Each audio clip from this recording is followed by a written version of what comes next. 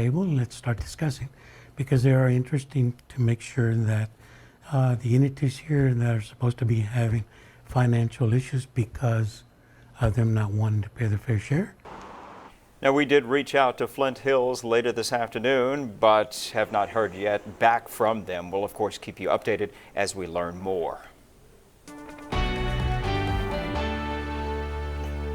We now know the name of the bicyclist who was killed by a suspected drunk driver last week. He's been identified as 34-year-old Rodolfo Armijo. Police say Armijo was riding his bike Thursday night near Horn in Crosstown. He was hit by a vehicle driven by 33-year-old Isaac Segura. Armijo died at the hospital. Segura has been charged with intoxication manslaughter.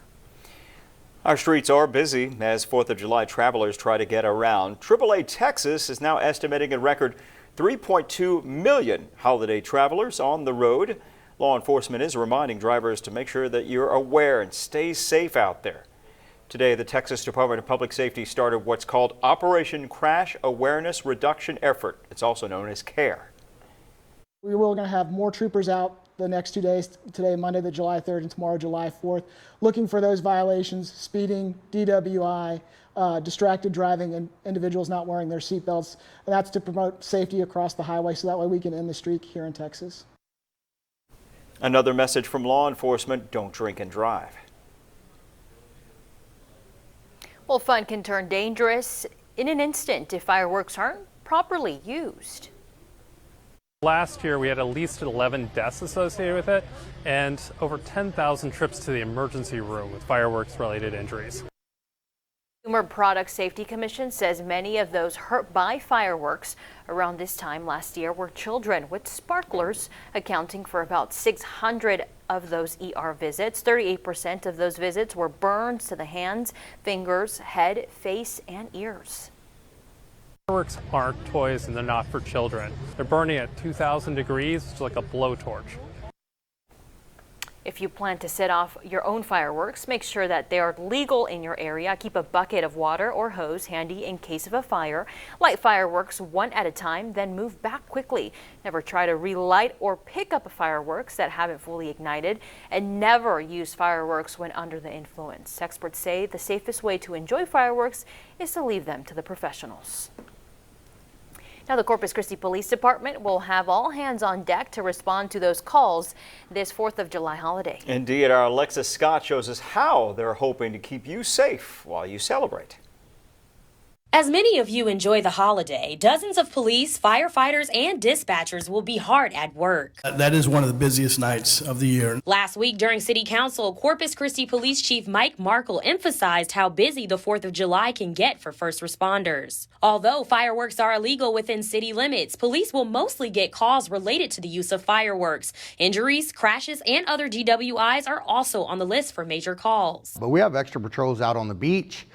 We have extra traffic units out. Our DWI officers are out there, gang officers, everybody. When it comes to the response times, particularly during the holidays, police say it's based on the circumstance. It's going to be based on that priority. And then again, it's going to be based on the time of day, the area, how many officers are free in that area. And for those who decide to let off fireworks, Chief Markle says, We'll be out there doing specific enforcement, trying to write citations. When we catch them, we'll cite them, we'll take the fireworks. And that citation on fireworks can total a fine of at least $2,000 if you're caught. CCPD says they want everyone to have fun, but to be mindful of their surroundings and others. In Corpus Christi, Alexis Scott, Chris 6 News. And tomorrow is the mayor's Big Bang celebration. The huge night will force many streets to close downtown. That includes Shoreline Boulevard from Power Street to Cooper's Alley, which will create a mile-long stretch of road for people to view the fireworks. That's set to start tomorrow at 7 a.m. For a full detailed look at those closures and how they could impact you, head to our website, christv.com. And it's time to look for outside at the weather. Absolutely. We're hoping that we're not going to get any rain on our parade or our fireworks. Let's check in now with Chief Meteorologist Dale Nelson. How's it looking, Dale? We'll stick to the same forecast we've been talking about for a week. No rain for the fireworks tomorrow night. May see a thunder shower out in the Gulf 50 miles away, but that'll just be Mother Nature's fireworks.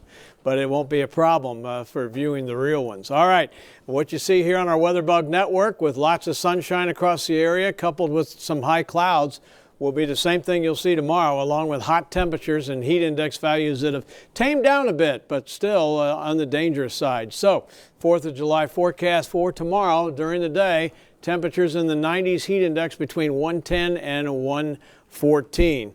And no rain. The Big Bang forecast for tomorrow night looks like this: 84 degrees at 9:30, breezy, warm and humid, southeast winds at 10 to 20 miles an hour. And tonight, a celestial event. We've got the buck moon, and it's called the buck moon because of the antlers and that go on with the bucks this time of the year. And with that, it's going to be beautiful coming up. It's also a supermoon tonight. Today is day 25 of the heat wave. How much longer does it last beyond tomorrow? In a few minutes, I'll be back to tell you all about it, Pat. We have some sad news to report from our Veterans in Focus family. Tom Wimberly, a retired Navy veteran and fighter pilot, died this past Saturday. Back in 1962, Captain Wimberly served aboard the USS Independence and survived some tense moments during the Cuban Missile Crisis. Here at home, Tom had been featured in a couple of our Veterans in Focus reports.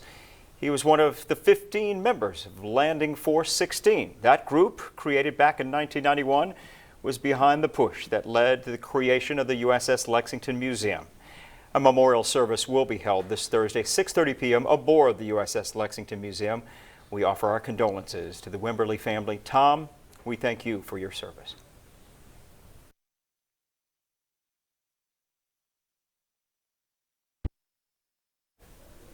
A visitor from across the world made its way to the coastal bend this week. The Australian spotted jellyfish was found on North Beach and comes from the Australian Indo-Pacific region. They're not local to the Gulf of Mexico, making it a rare spotting. Folks with the Texas State Aquarium tells us although its venom may not be toxic, it's harmful in other ways. Without natural predators, a new animal could overpopulate. The jellyfish is the size of a dinner plate and travels with the current. He says as winds start to change, we should be expecting more. And although it's not harmful to human, experts urge that you to stay cautious and admire them from a distance.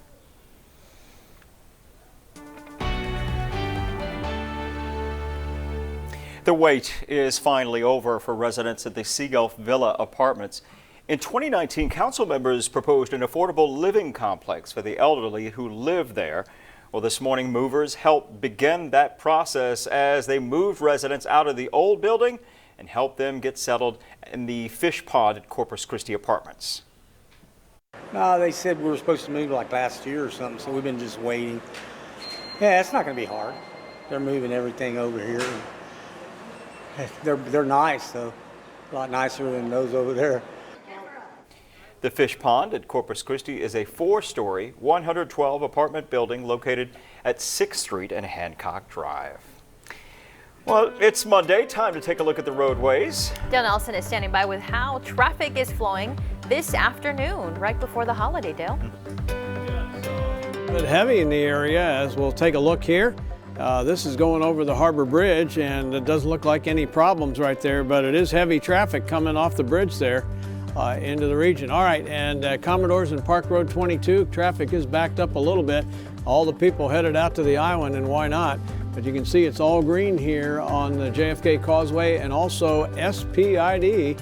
A little slow going getting off the island. People have been to the beach all day enjoying this beautiful weather, but hot weather. And again, a little slow going there around Commodores and the Causeway. All right, and Holly Road, which is typically slow, is only slow in one direction, headed east right now up there through Everhart and Weber. The Crosstown flyover is no problem. With a lot of people off work today. Galahar Road near Old Brownsville is slow, and out around Greenwood. Downtown area is also slow, access road there on 37 and the Joe Fulton corridor, but the drive times look pretty good. 24 minutes to the island, 11 to Portland, and 15 minutes downtown to Cal Allen. All right, is there really rain in the forecast or not? I'll let you know coming up next. Now, your Chris 6 weather forecast.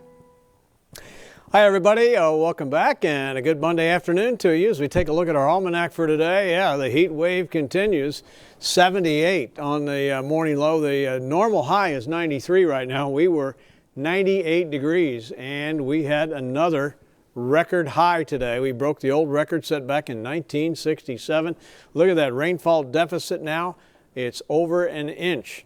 As far as rainfall goes for the Big Bang fireworks tomorrow night, 9:30.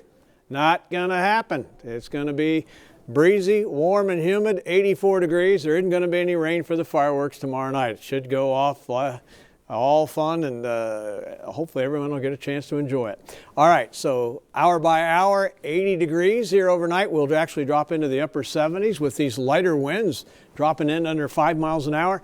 96 here tomorrow afternoon, mostly sunny skies.